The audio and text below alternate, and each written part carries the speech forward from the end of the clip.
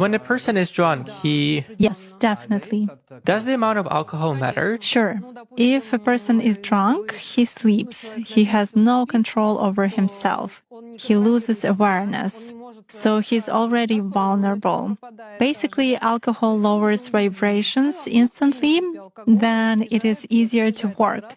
It is easier to attach an entity, and it is easier to take possession of a person's mind. Does it mean that it's more difficult to influence a person if he keeps his thoughts in purity? Yes, absolutely. When faced with various religions, it is very difficult to influence Muslims. They are in a constant connection with the egregore. They do namaz every day and read prayers on a daily basis. They are constantly under some kind of a dome, so it is very difficult to influence them. When you start impacting a person, he begins to address in a prayer.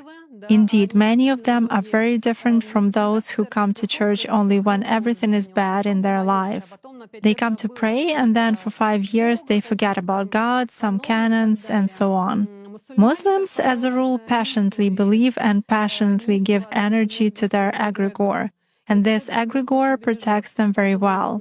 That's why it is very difficult to work to make any kind of influence on a true Muslim believer.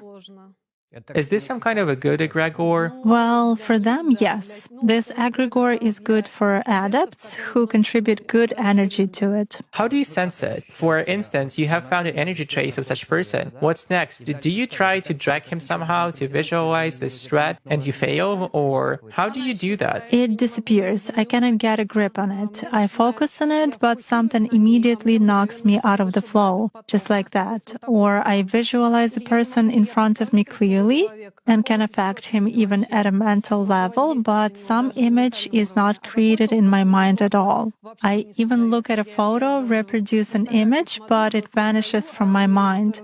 Thus, I can clearly see that a person is covered with something. Does this only work with Muslims? It does for me.